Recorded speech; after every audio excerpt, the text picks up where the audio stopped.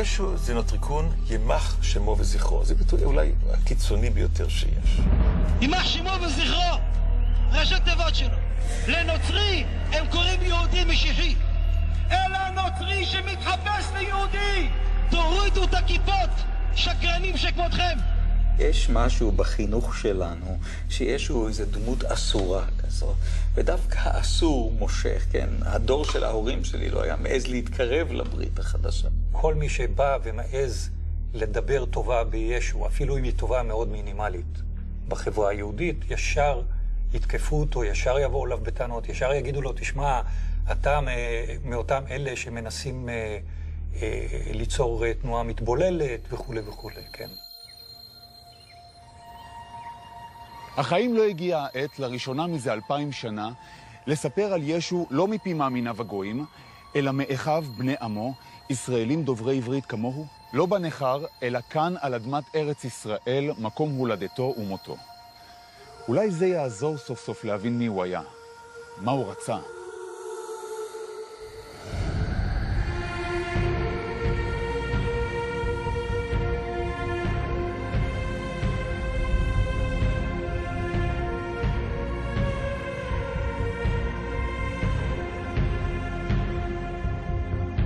אלי, אלי, למה עזבתני?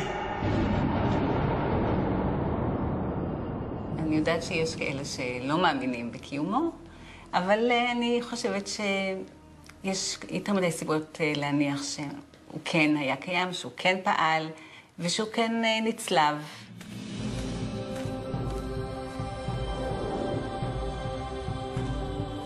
לא ידוע מה הייתה בדיוק צורת הצלב המקורית. כמו זו שבכנסיות? לפי ההיסטוריונים, כל הצורות היו בשימוש בעת ההיא, והרומאים צלבו את הנידונים למוות בכל מיני תנוחות משפילות. בעצם, למה לא כמו האות Y באנגלית, הדומה לאות צדי סופי שלנו? אבל מה לנו לצורות הצלב? ישנן שאלות הרבה יותר מטרידות. האם ניתן לומר שהאפיפיור הינו באמת ממשיך דרכו של ישו? או שמא הוא רחוק ממנו כמרחק מזרח למערב? והכנסייה הקתולית? האם החיבוק שלה הינו חיבוק דוב? האם לא בגדה בישו כאשר רדפה את היהודים? ואנחנו, היהודים, האם מוצדקת שנאתנו אל התלוי? או שמא גם אנחנו עשינו לו עוול ורצח אופי כאשר התייחסנו אליו כאל בן חורג, דחינו אותו ושלחנו אותו אל זרועות הגויים? והממסד הרבני והסנהדרין של אז, האם פסקה כהלכה כאשר דנה אותו למוות ומסרה אותו לרומאים? או שיכול להיות שעיוותה את הדין, האמת והצדק?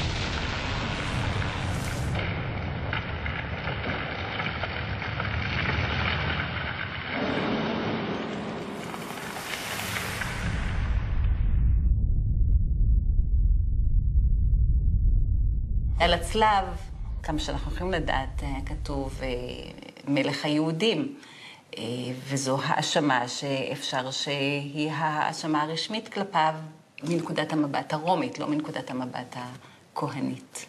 מעל ראש הצלוב היה שלט עם 4 אותיות, אינרי, I-N-R-I. זה קיצור ברומית, יזוס נזרנוס רקס יודאורום. ביוונית, בלטינית ובעברית, ישוע הנוצרי מלך היהודים.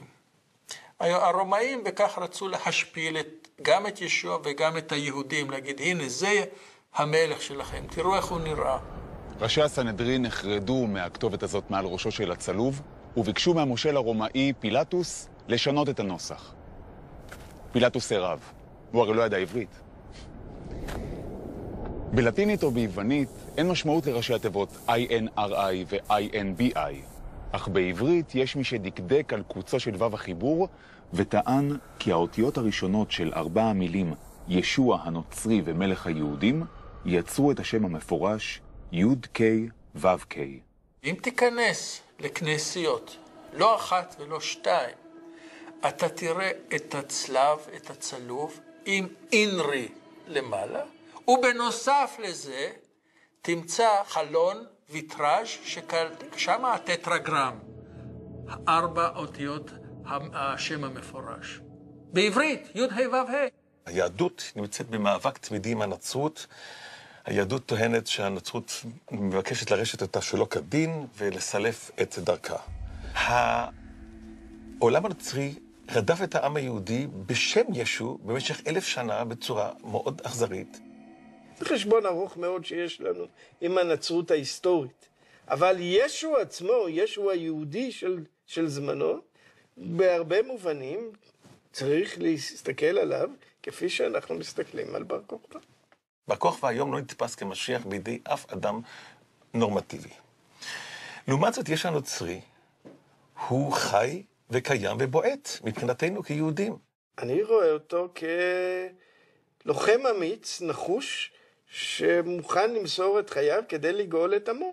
יש משהו מאוד מאוד מושך בדמות הזאת, דמות רבת פנים, דמות שהיא גיבור תרבות. אתה לא יכול להבין את התרבות המערבית מבלי להבין את הדמות הענקית הזאת. דמות שמצד אחד מושכת אותנו, דמות אחד שבגללה ולא באשמתה, אבל סבלנו כל כך, כך שברור שהדמות היא דמות מושכת מאוד, כן. האם האדם הזה היה באמת בן אלוהים, או שהוא פשוט רמאי ושרלטן בקנה מידה אוניברסלי?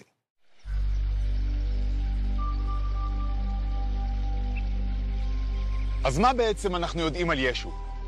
חוץ מאשר הלך על המים, כמובן. את ישו הנוצרי היהודים לא הזכירו בשמו. התייחסו אליו כזיוף של המשיח, אז לכן לא קראו לו, כמו שקוראים לו בשפות הלועזיות, קרייסט או קריסטוס, אלא התייחסו אליו בצורה של דבר מתועב שמרוב צחנתו לא רוצים בכלל להוציא אותו מן השפה ולחוץ. כלומר, קראו לו התלוי. ביידיש קראו לזה דר טורלה. אני למדתי אצל פרופסור פלוסר, שהיה חוקר חשוב ובעיקר אישיות מדהימה, והוא לימד אותנו שישוע היה יהודי, ושמו היה שם עברי, ואין סיבה לכנות אותו ישו, אפשר לכנות אותו ישוע. הוא נקרא נוצרי כי הוא בא מנצרת בגליל. זה כתוב במפורש. אבל אפשר להבין, גם לקשר בין המושג נצר לנבואת ישעיהו על חוטר מבית דוד. אפשרות שלישית, לדבר על כך שהוא נקרא נוצרי, נוצר הברית, שומר הברית.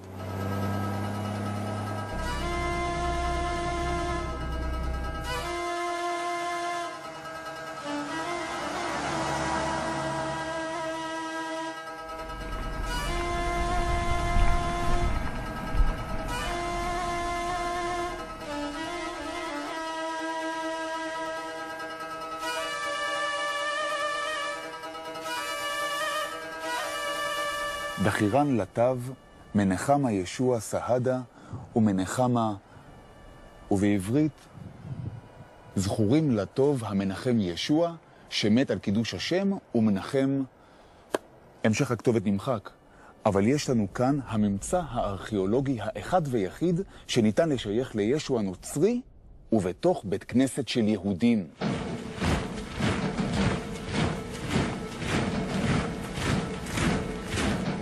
בשנת 30 לספירה, רומא שולטת בארץ כבר 100 שנה. מושלים אכזריים ורודפי בצע מתחלפים בזה אחר זה. כל מושל חדש שבא, גרוע מקודמו. בזמן ישו, המושל הוא פונטוס פילטוס. בעוד העם נאנק תחת עול הכובש, נוצרה שכבה של יהודים עשירים המקורבים לשלטון הזר. אנחנו יודעים שאלפי אנשים נהרגו בזמן המרד הזה. 2,000 אנשים נצלבו נשים רבות נאנסו. זה מסופר על כך במקורות היהודיים. זוהי טראומה מאוד מאוד רצינית, וישו חי באזור שסבל מן הטראומה הזאת. הוא נולד בתוך אווירה פוסט-טראומטית. הייאוש פסה בעם, אבל ייאוש זה הוליד גם תנועות מרי של יהודים שנשבעו להילחם עד טיפת דמם האחרונה. לא רק שלהם, אלא גם עד טיפת דמו האחרונה של כל יהודי שיעז לשתף פעולה עם הכובש הרומאי. הם היו מסתובבים בשווקים של ירושלים, מחופשים לקבצנים או לעולי רגל. וכשהיו מבחינים באחד מראשי הסנהדרין, שהיה מנהל שיחת נימוסין עם קצין רומאי, הם היו מתקרבים אליו, כאילו לשאול שאלה בהלכה, ונועצים בו את להב הפגיון שהיה מוסתר תחת הגלימה. ואחר כך נבלעים בקהל. הרומאים ואחר כך חז"ל קראו להם סיקריים או סיקריקים על שם הסיכה, שפירושו פגיון בלטינית. המיליטנטים, הסיקריים והבריונים למיניהם התנגדו לפציפיזם הפרושי רבני. החלוקה מאוד משמעותית היא בין מתונים ובין קנאים. כשהקנאים הם אלה שרוצים למרוד, הם אלה שרוצים להשתמש בכוח הזרוע כנגד השלטון הרומי, הם אלה שטוענים שזו עבירה דתית להיות תחת שלטון זר.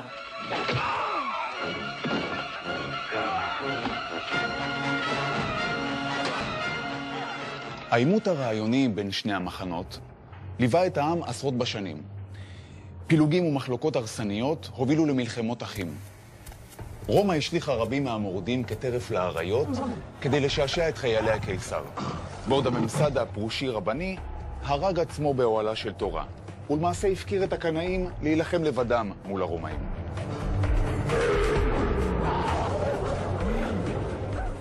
המנהרות האלה שימשו הן לגלדיאטורים והן מעבר חיות טרף למרכז הזירה. לכל תשואות הקהל, האריות היו קוראים לגזרים את בשר המסכנים האלה. אבל לפעמים היה המושל רב חסד ונאות להציל נערה יפה משיני האריה. וזאת רק כדי שתיפול הישר למלטעותיו החושקות בה.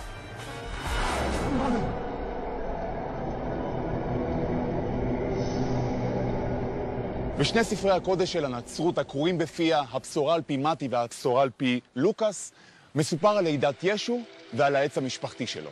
בין אבות אבותיו אפשר למצוא שמות כגון יהודה, בועז, דוד, ובסוף כתוב: ויעקב הוליד את יוסף בעל מרים, אשר ממנה נולד ישוע. בתלמוד מסופר משהו אחר לגמרי. מרים, אמו של ישו, בגדה ביוסף הארוס שלה. מפאת הבושה, יוסף גירש את הנואפת מעל פניו. מרים נדדה ממקום למקום עם קרסה בין שיניה, עד שילדה את בנה בסתר, באחד מדירי הכבשים של בית לחם. לאחר שחיתלה אותו, השכיבה אותו באבוס, כי לא היה להם מקום במלון. באותו חבל ארץ היו רועים שנהגו לגור בשדה ולשמור על עדרם באשמורת הלילה. העונה היחידה בארץ שרועי צאן לנים תחת כיפת השמיים כדי להגן על הטלאים הרכים שנולדו היא באביב, בטח לא בחורף. זאת אומרת שלפי הברית החדשה אין קריסמס, אין סנטה קלאוס ואין חג מולד. במשך 300 שנה הנוצרים הראשונים ציינו את הולדתו של ישו בפסח. הם גם זכרו שטקס ברית המילה שלו נערך בשביעי של חג המצות, ואפילו שהוריו עשו לו בר מצווה בעת העלייה לרגל לחוג את החג בירושלים.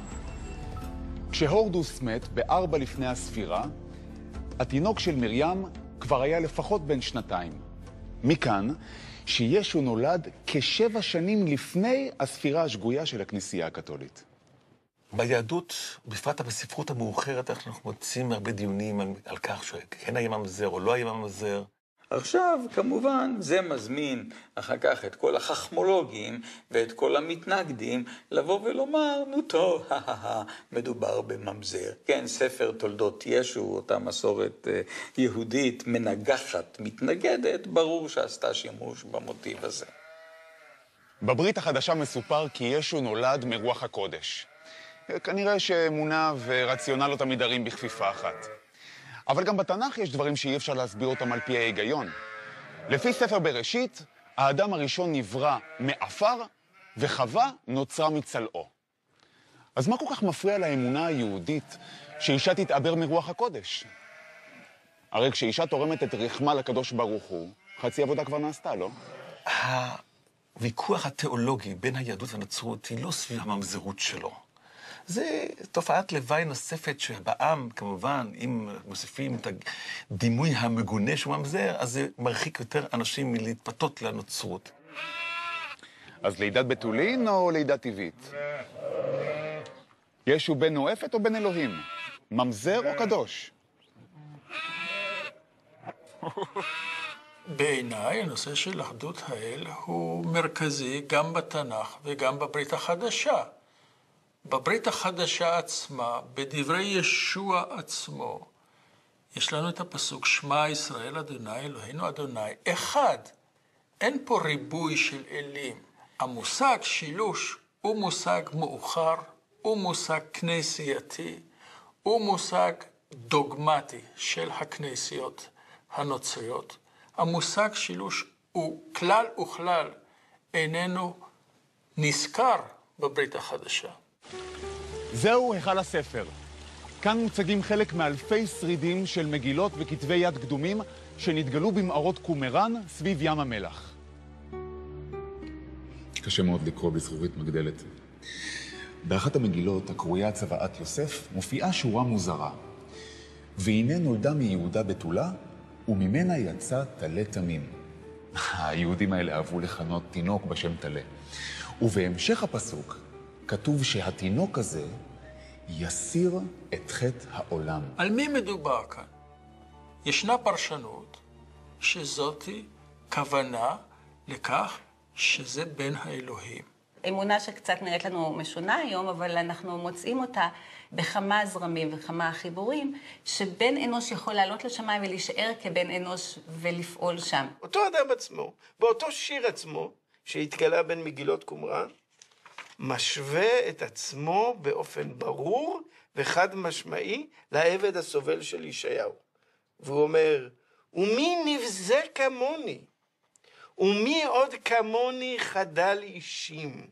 כלומר, הוא בעת ובעונה אחת, דמות כעין אלוהית שיושבת בשמיים, מוקפת במלאכים, וגם העבד הסובל של ישעיהו נבזה, חדל אישים, איש מחובות וידוע חולי. השילוב הזה של אלוהיות וסבל זה דבר מפתיע. הוא סובל בגלל חטאיהם של אחרים שנפקדים עליו. סבלו מחפר על חטאיהם של אחרים. אם אתה רוצה לראות אפיק אחד שממנו צומחת דמותו של ישו, זהו הטקסט הזה, שנכתב כמה עשרות שנים לפני הולדתו של ישו. על כל פנים, האמונה שלאלוהים יש בן אינה כל כך זרה ומוזרה ליהדות. כתוב בתורה, בנים אתם לאלוהיכם. והזוהר אומר שהאדון של מלאכי השרת הוא בנו של הקדוש ברוך הוא והשכינה.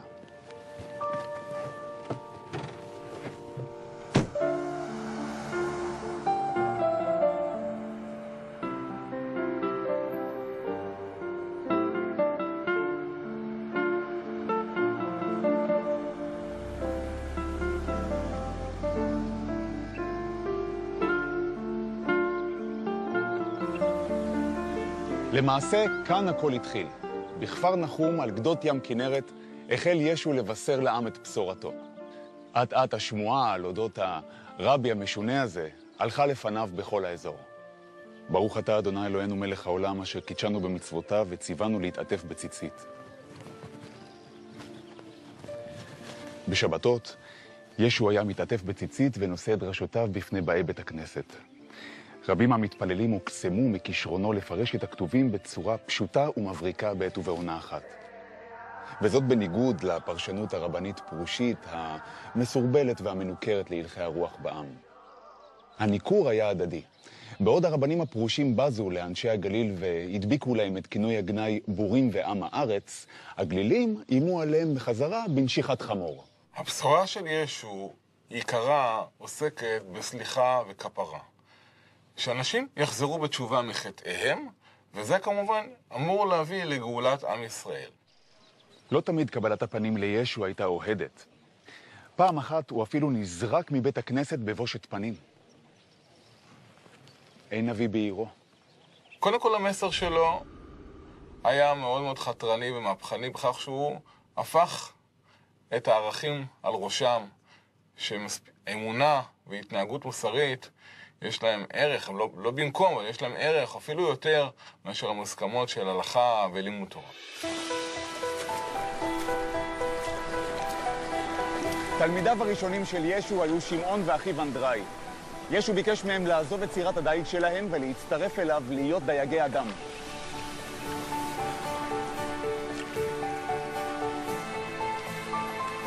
אגב, הנוצרים הראשונים לא הצטלבו. הדג היה סמל הברכה שבאמצעותו הם הזדהו בינם לבין עצמם.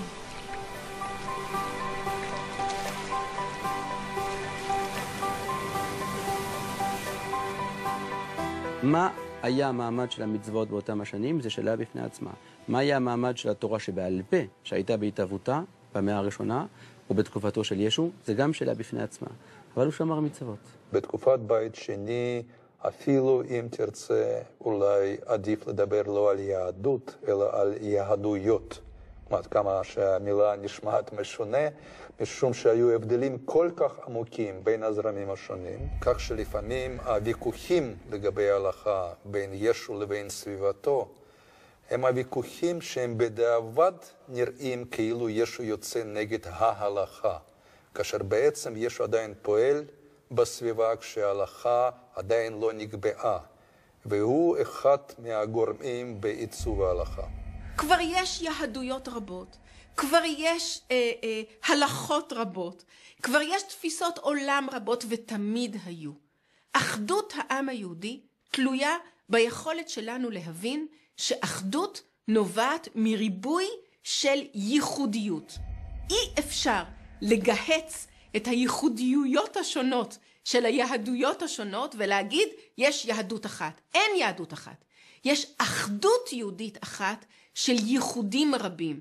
זה הסיכוי היחידי שלנו לעתיד יהודי, ואם בוחנים את ההיסטוריה, זאת ההיסטוריה היהודית.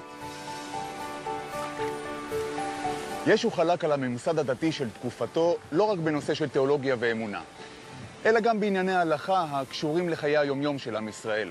שבת, חגים, דיני טומאה וטהרה, מצוות בין אדם לאלוהיו, ובעיקר מצוות בין אדם לחברו.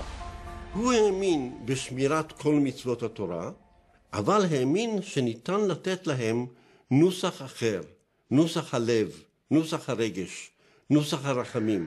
מבחינת היהדות הפרושית, טרום חז"לית, יש משהו מאוד שערורייתי בתפיסה הזאת של ישו שאומרת שאדם שהוא מעין עם הארץ כזה, שבאמת עושה את המינימום הכרחי מבחינת ההלכה, והוא לא לומד תורה, שהוא בעצם יזכה לגאולה, לכפרה, למלכות השמיים, בלי שהוא יתאמץ הרבה בתחום התורה והמצוות. וזה בעצם שומט את השטיח מתחת לרגלי כל התפיסה של תלמידי חכמים.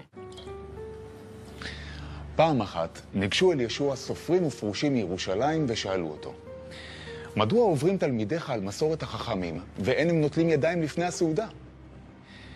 השיב ואמר להם, לא הנכנס אל הפה מטמא את האדם, אלא המופרש מן הפה, זה מטמא את האדם. אחד מתלמידיו של ישוע ביקש ממנו לבאר להם את המשל.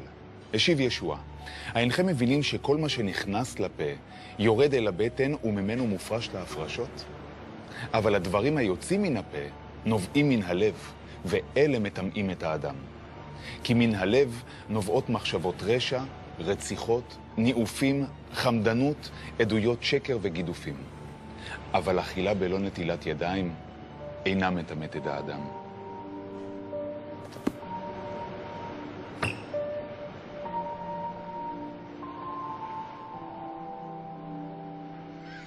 קודם כל המושג ברית חדשה זה לא המצאה של הנוצרים. ראשיתו בירמיהו, נדמה לי פרק ל"א, שמדובר בעצם על החידוש של התחדשות הדתית של עם ישראל אחרי החורבן. ברית חדשה, כמו ברית חדשה בין השם לעם ישראל או לשארית הפליטה, הנבחרת של עם ישראל, שהיא בעצם חידוש התורה, חידוש חיי התורה בצורה של פרשנות חדשה ומחויבות חדשה.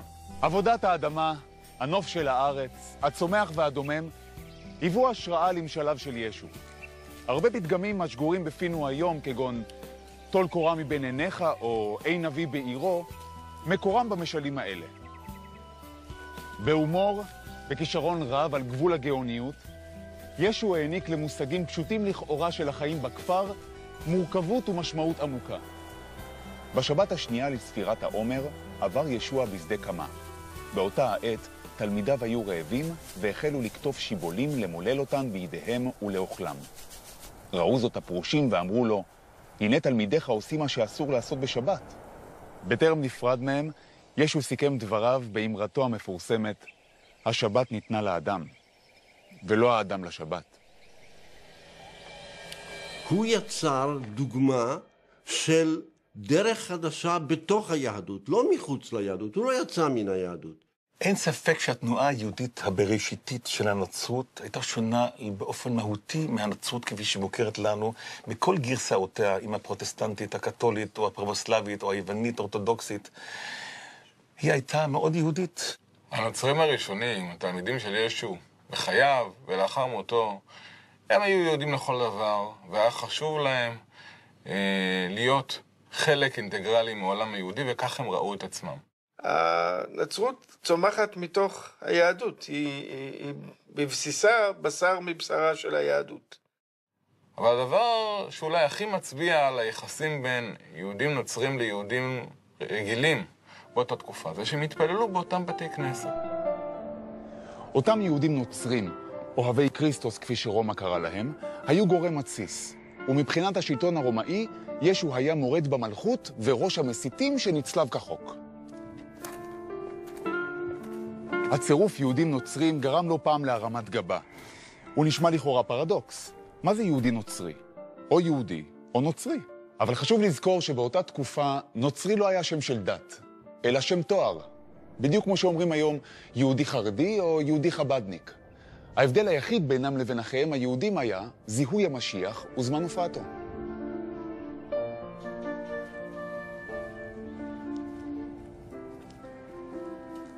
למרות הרדיפות הקשות, יהודים שהאמינו כי ישו הוא המשיח של עם ישראל עדיין נותרו בכל כפרי האזור. סוסיה, ענים, תל קריות. הם חיו כאן עד המאה השביעית, ולמעשה עד הכיבוש הערבי-מוסלמי של ארץ ישראל, אשר הביא עליהם חורבן.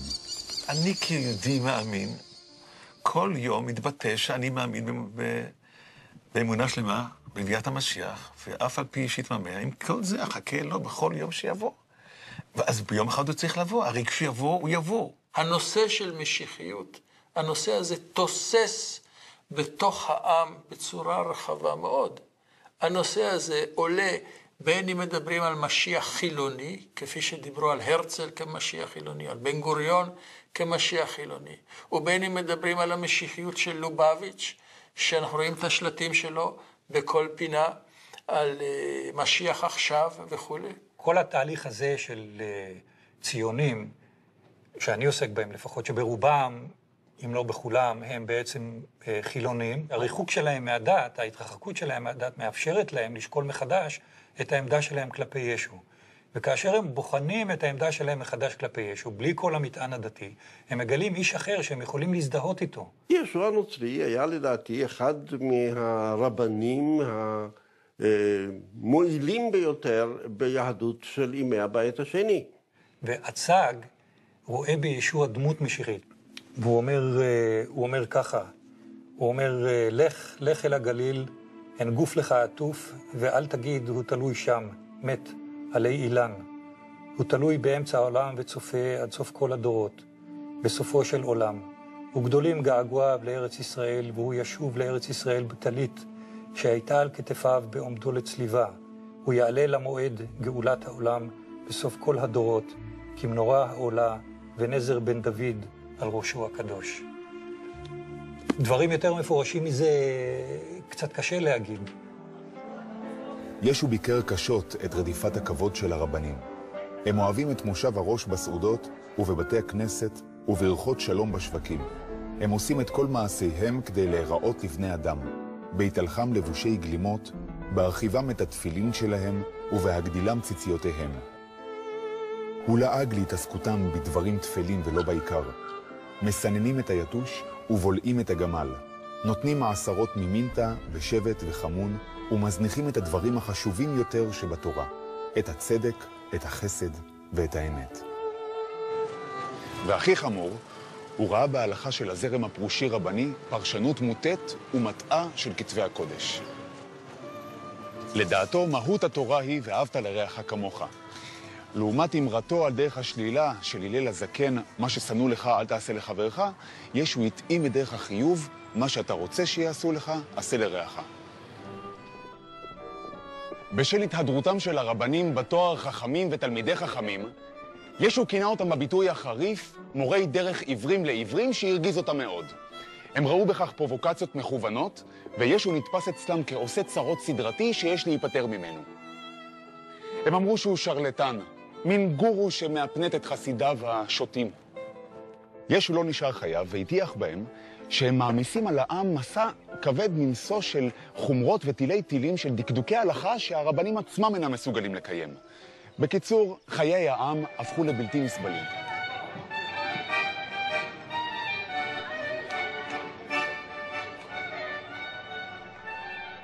אם אנחנו שמים לב במה ישו בעצם מתמקד ומה הוא מפנה את זעמו, זה על הכסף. הכסף שרץ לבית המקדש.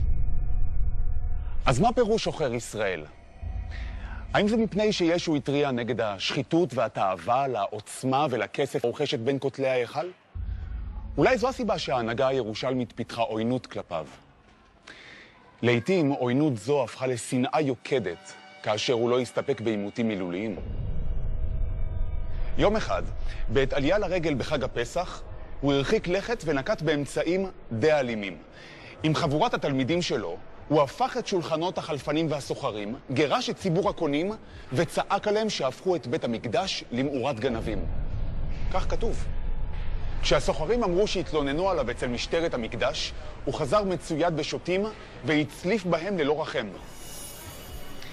מה שהקנה לו את הדימוי של פורע חוק והפריך שוב את תדמיתו כפציפיסט המטיף לתת את הלחי השנייה. יש ספר יהודי נחמד מן המאה הראשונה הסביבה בשם עליית משה. גם שם אתה מוצא שם עושה סאטירה מן הכהנים העשירים המחזיקים את עצמם כאילו שהם נורא טובים והם עושקים את העניים. אבל ההתנהגות של ישו בהחלט חתרה כנגד כל המוסכמות החברתיות בישראל, ואני מתאר לעצמי בכל חברה שהיא, מכיוון שהוא בעצם נותן לגיטימציה לאנשים הפשוטים להיות שווים מבחינת הערך הדתי שלהם לאליטות הדתיות. מדובר פה אם כן בתנועה שבין היתר היא תנועה מחאה חברתית. התנועה הזאת אינם מרוצה מן הסטטוס קוו. היא לא מרוצה מן הסטטוס קוו מבחינה תיאולוגית, יש פה שליט זר בארצו של מלך היהודים, אינה מרוצה גם מבחינה חברתית, שיש עשירים ואנחנו עניים ואנחנו נדרשים לשלם מיסים כבדים ולשלם תרומות ומעשרות לאנשים שאנחנו לא כל כך מכבדים אותם. בתלמוד הירושלמי נותר זכר לאותו סיאוב של הממסד הכהני. כתוב שם כי הסיבה לחורבן הבית הייתה השחיתות ואהבת הממון. אוי לי מבית ישמעאל בן פיאבי, שהם כהנים גדולים, ובניהן גזברין, וחתניהן המרקלין, ועבדיהן באים וחובטין עלינו במקלות. משהו השתנה מאז? גם היום אלוהים וממון זה צמד חמד, כמו הון ושלטון. וכנגד זה ישו אמר, דעו לכם, לא ניתן לעבוד שני אדונים, או אלוהים או הממון.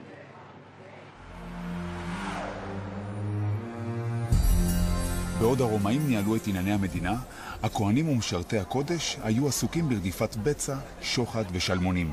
הם התאמרו בעם ובעד כל כבש שהוא עלה לקורבן, הם גבו את ליטרת הבשר, תרומות, מעשרות והשם יודע מה. ישו הסתבך אף בקריאת תגר על סמכות הכהנים. הוא טען שהשכינה שורה בתוך הלב פנימה כדברי הנביא הושע, כי חסד חפצתי ולא זבח. לב האדם, זהו בית המקדש האמיתי והמשכן הרצוי לאלוהים. לא בניינים מפוארים שנבנו בדם, עוול ורשע. מכאן ואילך, מסלול התנגשותו עם ראשי הסנהדרין יהיה בלתי נמנע.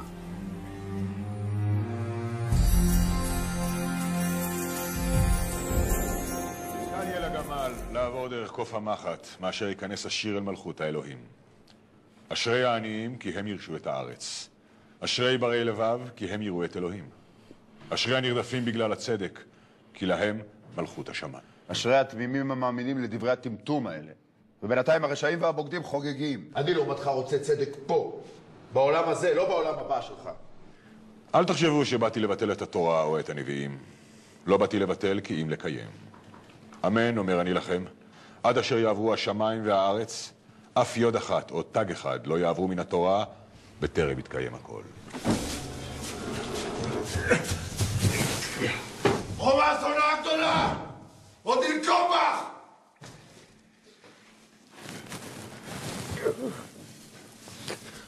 לך מפה! תרחק ממני! בשביל מה הביאו אותך לכאן? עוד לא נולד מי שיוכל לדובב אותי! כל מי שאוחז בחרב, בחרב יאבד. לא זו הדרך. בטח.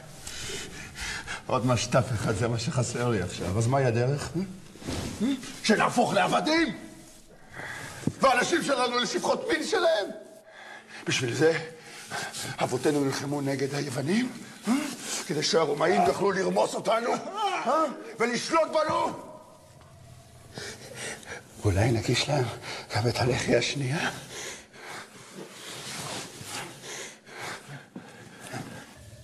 אתה חושב שזה עובד על הרומאים?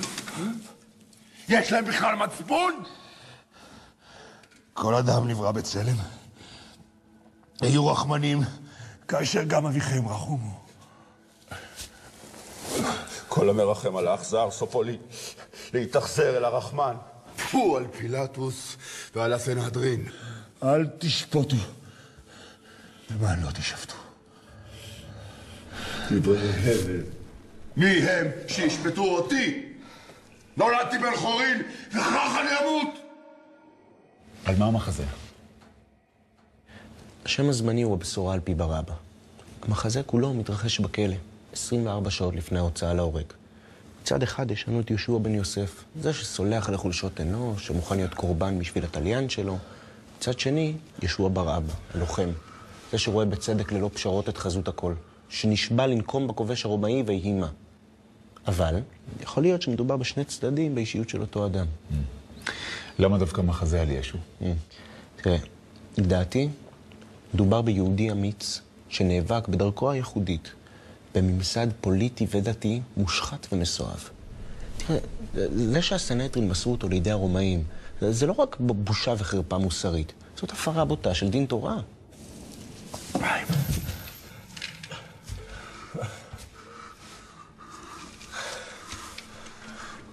מי אתה? ישוע. אתה מהתל בי. חלילה. גם אני ישוע. ישוע בר אבא. לא שמעת עליי? אתה לא יודע מי אני? לא שמעת על המורדים הגליליים שפילטוס שפך את זמם כזבחי קורבנות? כן. גם אני גלילי.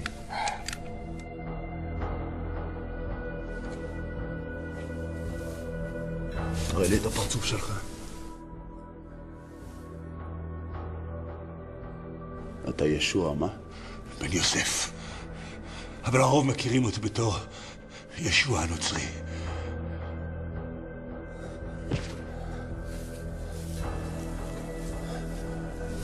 אז אתה אותו רבי שמסתובב בכל הגליל עם החסידים השוטים שלו. אל תקרא לי רבי. הרבנים הפרושים הם שאוהבים להתהדר בתואר רבי. כל עם ישראל חברים ואחים זה לזה. הגדול צריך דווקא לשרת את הקטן, ולא להפך. כי המרומם את עצמו יושפל, והמשפיל את עצמו ירומם. מילים. סתם מילים. לפעמים קוראים לי בדיוק כמוך. ישוע בר אבא, על שם אבי שבשמיים. אביך בשמיים, אבי עמוק באדמה. אבי סירב לתת לרומאים את אחי לעבודות כפייה. שישרפו בגיא בן-הינום! הקהל הכיר את בר אבא, הוא היה פופולרי, הוא היה מוכר, הוא באמת אותם אנשים שעליהם דיברנו קודם, אנשים שנאסרו, נעצרו, משום שנחשדו בכך שהם יבואו ויעוררו מהומות בשל טענות משיחיות, בשל רצון למרוד ברומאים. אני הבנתי שבמחזה שלך אתה טוען שחז"ל שיתפו פעולה עם הרומאים. זאת האשמה חמורה, על גבול הפרובוקציה. אתה מאשים אותם בחוסר נאמנות לעם. באמת? אם לא חכמי התלמוד, אנחנו היינו נעלמים ומתבוללים בתוך הגויים. למעשה הם אלה ששמרו עלינו במשך 2000 שנות גלות. לא. המחויבות שלהם הייתה נתונה קודם כל, אך ורק, לכת הפרושית רבנית. ככה הם הפכו אותנו מעם לעדה ומעדה לכת. הרי תבין, בעל כורחנו, אנחנו נהפכנו מעם של יהודים לעם של פרושים. איך הם עשו את זה? זה פשוט מאוד. הם השתלטו על עם ישראל בעזרת גורם זר. הרי זה שיטתי אצלם. תראה, הפרושים עשו את אותו תרגיל כבר בסוף תקופת חשמונאים, כשהם הביאו את פומפאוס כדי להכניע את הצדוקים. תבין, זה כאילו שהיום מפלגה בישראל תזמין התערבות אמריקאית כדי להכריע בוויכוח על גבולות המדינה. ואז המפלגה שתתחנף הכי הרבה לאובמה, היא גם תקבל כפרס את השלטון על העם. זה נשמע לך לגיטימי? העמדות התבוסתניות של מי פגעו בסיכויים של המרד נגד רומא? אתה שאלת את עצמך פעם? אם אתה מתכוון לרבן יוחנן בן זכאי, ראש הפרושים, אז הוא נתפס ביהדות כמי שהציל אותנו מחורבן מוחלט. הרי אם לא התבונה הפוליטית שלו, אנחנו לא היינו כאן להתווכח על יהדות בכלל. תראה, אם לעשות דיל עם טיטוס, תן לי יבנה וחכמיה, זה מה שנקרא תבונה פוליטית, אז אני מבין גם למה אותו יוחנן בן זכאי אמר לא לדחוק את הקץ, לא לעלות בחומה, לא להתגרות באומות העולם, וגם להתפלל לשלום המלכות ולהקריב קורבן לקיסר. דינא דמלכותא דינא, מה זה אומר? למה טיטוס הסכים לדיל?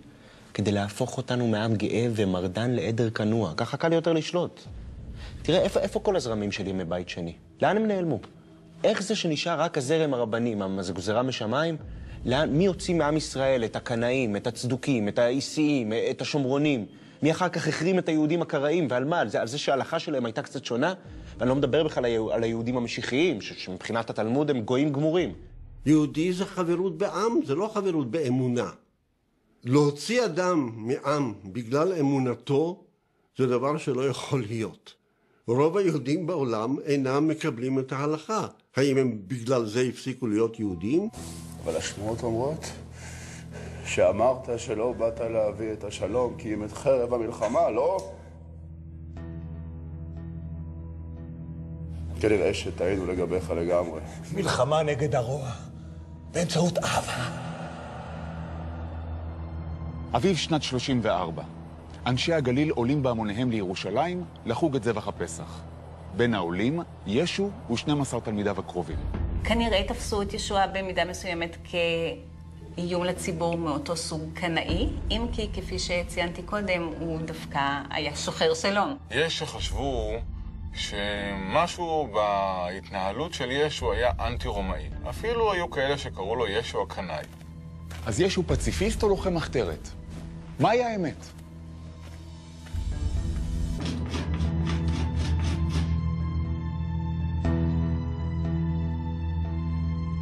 עוד יומיים פסח. אתה רוצה מצות למהדרים? היזהרו שלא יטעה אתכם איש. רבים יבואו בשמי ויאמרו אני המשיח. נביאי שקר יקומו ויטעו רבים, ומאחר שתרבה ההפקרות, תתבטל אהבת רבים. היזהרו. ימסרו אתכם לסנהדרין, יכו אתכם בבתי כנסת, ולפני מושלים ומלכים יעמידו אתכם. הנה, ינודו אתכם, ואף תגיע השעה שכל ההורג אתכם יחשוב זאת לעבודת אלוהים, ותהיו שנואים על הכל בגלל שמי. אך המחזיק מעמד עד הקץ, הוא ייוושע.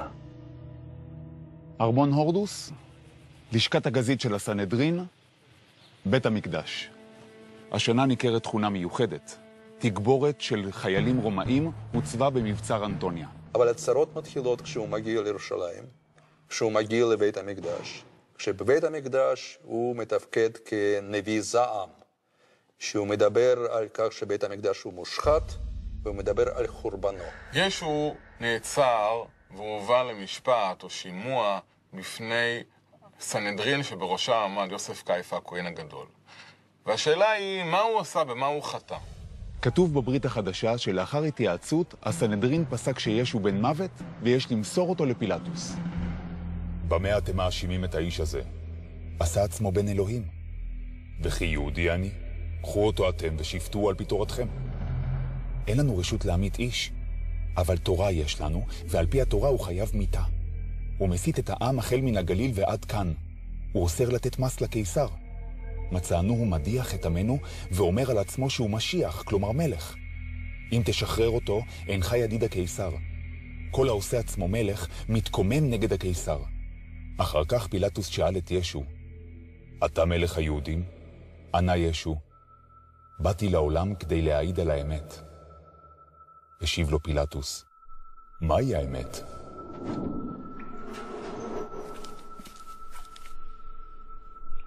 סעודתך האחרונה. לפחות תמות שבע.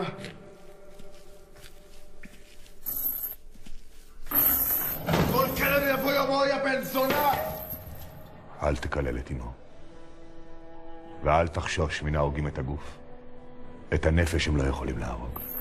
התעודד והרם ראשך. כי קרובה הגאולה.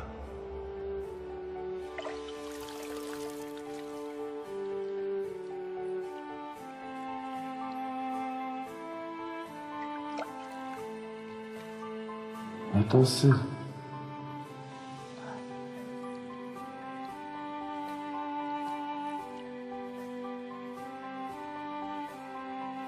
תן לי את גלימתך.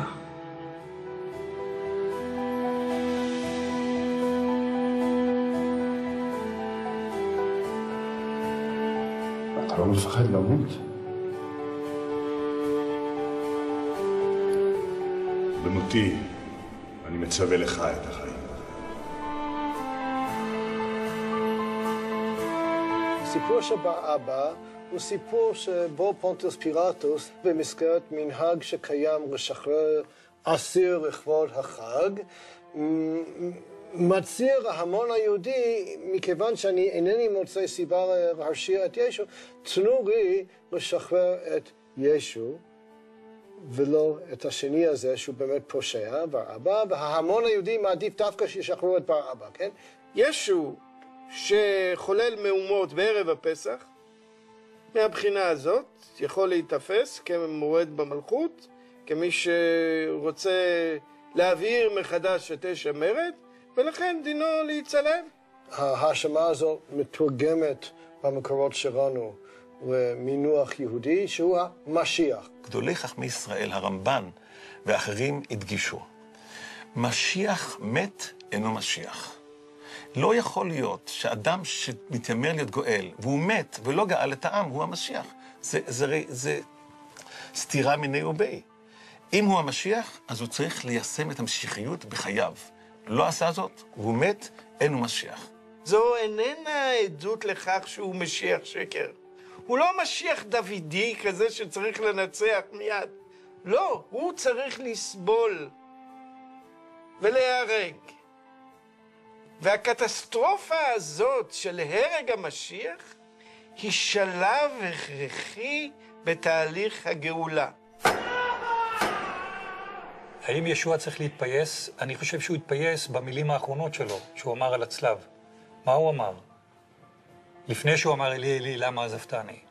הוא אומר סלח להם כי אינם יודעים את אשר הם עושים. הוא התפייס איתם. סלח להם אבי כי אינם יודעים את אשר הם עושים. אלה היו מילותיו האחרונות. בערב הפסח, ביום הולדתו, שהיה גם ליום מותו, השיב ישוע את נשמתו לבוראו, בנוכחות קומץ נאמנים, בעיקר נשים, שהיו עדות לצליבתו על גבעת הגולגולתה. האם הצלוב ניצח את המוות? האם אכן הביא ישוע את בשורת הישועה לכל משפחות האדמה? איש לא שער אז כי נרו של יהודי זה מהגליל יתלקח כתבערה ועתיד יהיה להשפיע על גורל האנושות במשך 2000 שנה. וככל הנראה, עד סוף הדורות.